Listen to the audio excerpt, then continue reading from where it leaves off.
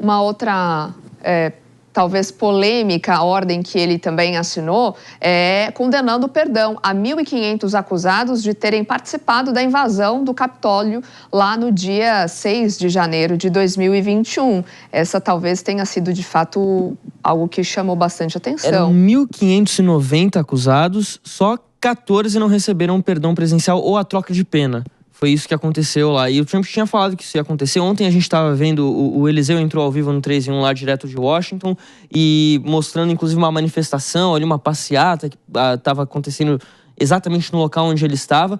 E tinha um cidadão lá que não deu para identificar quem era, enfim, mas levantando uma bandeira escrito "Proud Boys did nothing wrong". Quer dizer, os Proud Boys não fizeram absolutamente nada de errado.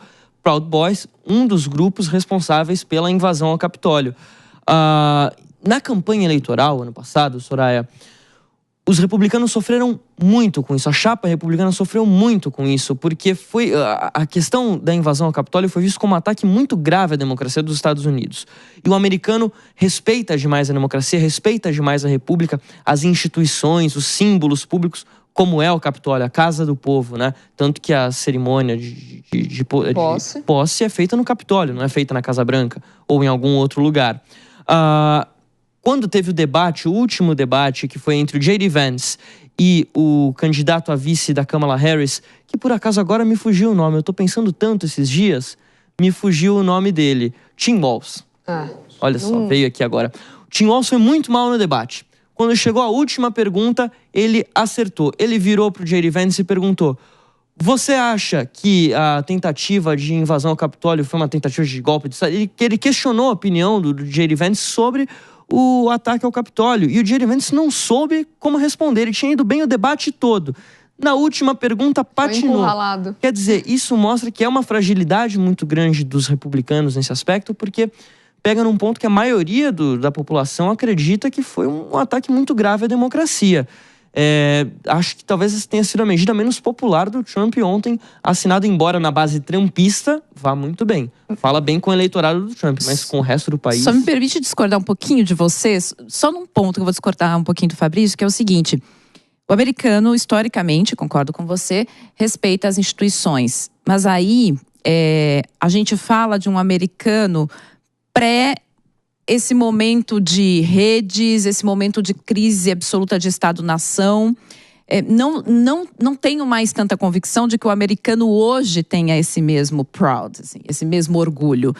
E por isso, inclusive, chancela, com grande maioria, a vitória de Trump e chancela, portanto, o Capitólio. Mas aí... Então, não me parece... fez uma declaração muito interessante, cientista político, best-seller, autor de Como as Democracias Morrem, disse que a população americana mostrou que estava se importando mais, nesse momento, com o preço dos ovos no supermercado do que com a democracia americana.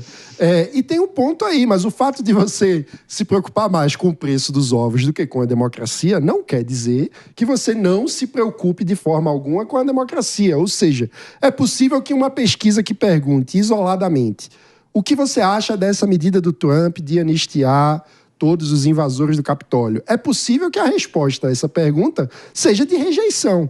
Só que o ponto é qual o peso relativo que o eleitor americano deu a essa questão diante das outras para tomar a decisão eleitoral. Ou seja, muitas vezes as pessoas votam num líder político apesar dele também representar coisas que as pessoas não endossam. Então, o peso relativo que cada questão ocupa nas prioridades do eleitor é sempre uma questão muito complexa.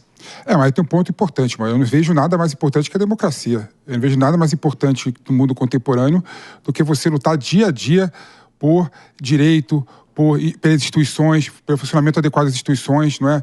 E eu sinto que esse ponto específico do Trump foi um retrocesso, né? Eu vou nem falar que ele não poderia, né, conceder perdão a invasões do Capitólio, mas ele deveria pelo menos fazer um escrutínio, né? Quem deveria ser anistiado e quem não deveria ser anistiado, né? Tirou 15 pessoas. O Proud Boys, por exemplo, que o Fabrício colocou aqui, né, é um grupo de extrema-direita extremamente perigoso. Tanto é que foi considerado organização terrorista no Canadá, né?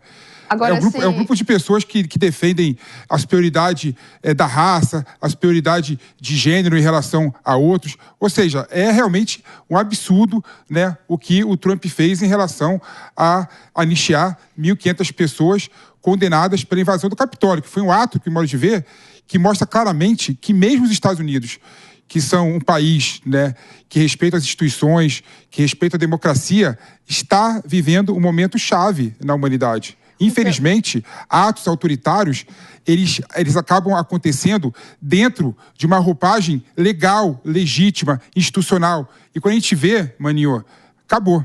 Então, sou contra essa questão do Trump especificamente. Eu só ia pontuar se vocês não acreditam que o discurso dele não estava nem interessado em unir os dois lados. Ele estava falando pelas coisas que ele acredita e ponto. Não para também buscar o eleitor que não votou nele.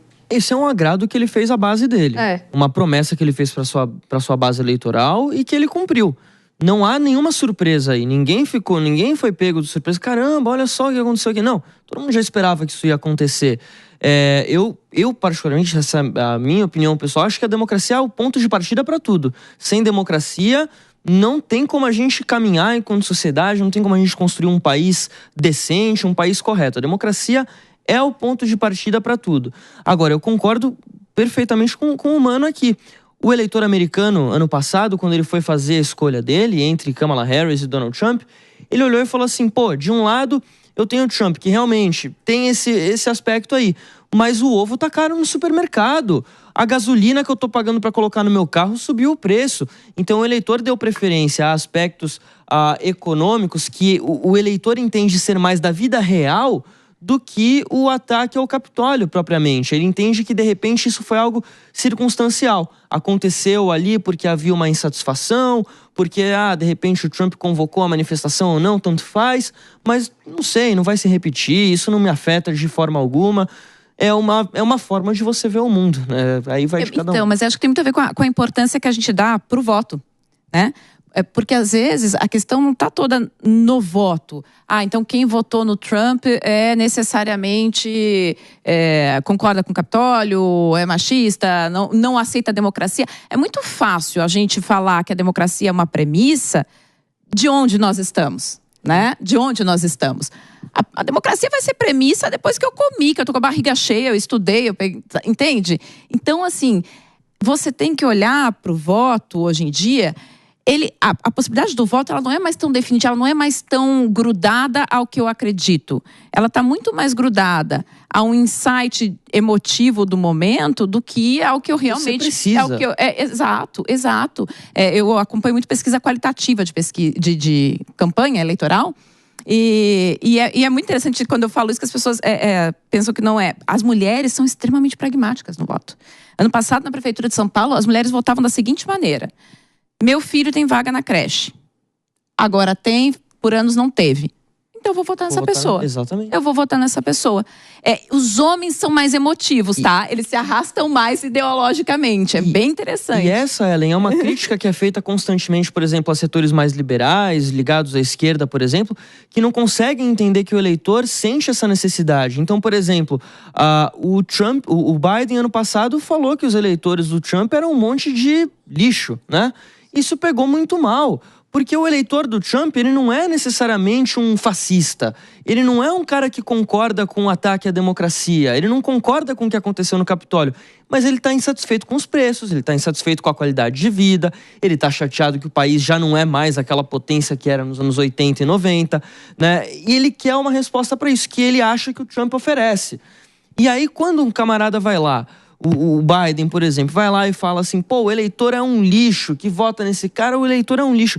O eleitor se sente atacado, fala, pô, calma aí, você... Porque está sendo atacado. Porque está sendo atacado. E ele fala, pô, mas vem cá, você tinha que resolver o meu problema, você não está resolvendo, o outro está me dando a solução. E eu sou um lixo por isso, então eu nunca mais voto em você. Ele se distancia de outros espectros políticos. E esse é um ponto interessante, porque existe o paradoxo do defensor da democracia numa eleição, né? Porque quando você tenta, como um lado político, se colocar como o defensor da democracia, você busca um monopólio, portanto você está deslegitimando o adversário, o que é uma postura, por definição, antidemocrática. Então o eleitor olha para isso, então você está querendo dizer que se eu não votar em você, eu não sou democrático. Meu amigo, vá se catar, Exatamente. Né? É um paradoxo, é difícil de entender, mas faz parte, né?